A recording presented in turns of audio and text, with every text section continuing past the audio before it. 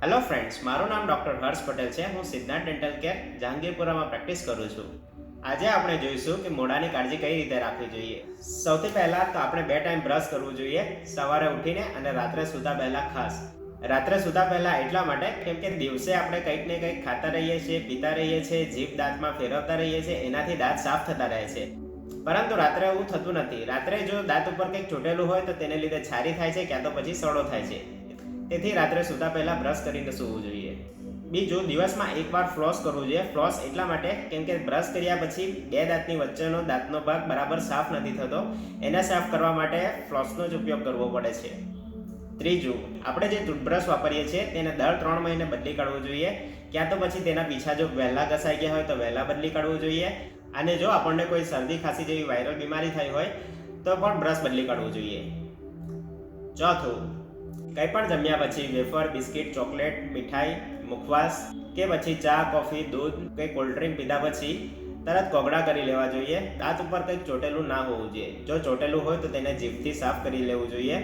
જો એ ખાવાનું દાંત ઉપર ચોટી રહે કે દાંત વચ્ચે ફસાયેલું રહે છે તો ત્યાં સડો થાય છે. તેથી કંઈ પણ ખાઈને તરત કોગળા કરી લેવા જોઈએ. 5, કંઈ ખાવાનું ફસાયું હોય તો ટૂથપીકનો ઉપયોગ કરવો જોઈએ નહીં. ટૂથપીકને રોજે રોજ એક જ જગ્યાએ નાખવાથી ત્યાંના પેડા ઘસાઈ જાય છે, દાંત ઘસાઈ જાય છે, ત્યાંનું હાડકું ધીમે ધીમે નીચે ઉતરી જાય છે, 2 દાંતની વચ્ચે જગ્યા થાય છે, ત્યાં ખાવાનું વધારે ફસાય છે અને દાંતમાં સડો થાય છે. તેથી ટૂથપીકનો ઉપયોગ કરવો જોઈએ નહીં. છઠ્ઠું, જે કંઈ ખાવાનું ફસાતું હોય તો તેના માટે ફ્લોસનો ઉપયોગ કરવો જોઈએ, ક્યાં તો પછી વોટર ફ્લોસરનો ઉપયોગ કરવો જોઈએ. તેનાથી સારી રીતે સફાઈ થાય છે. ક્યાં તો પછી ડેન્ટિસ્ટની વિઝિટ લેવી જોઈએ. 7મું, દાંતમાં કોઈ પણ જાતની તકલીફ હોય, દાંતમાં દુખાવો, સેન્સિટિવિટી, છારી જામી હોય, દાંતમાંથી લોહી નીકળતું હોય, ચાંદી પડતી હોય, ખાવાનું ફસાતું હોય કે પછી દાંતનો રંગ બદલાઈ ગયો હોય, દાંત કાળો થઈ ગયો હોય, દાંત તૂટી ગયો હોય, દાંતમાં ક્રેક પડી હોય, દાંતમાં જગ્યા થતી હોય એવું લાગે તો દાંતના ડૉક્ટરની અવશ્ય મુલાકાત લેવી જોઈએ.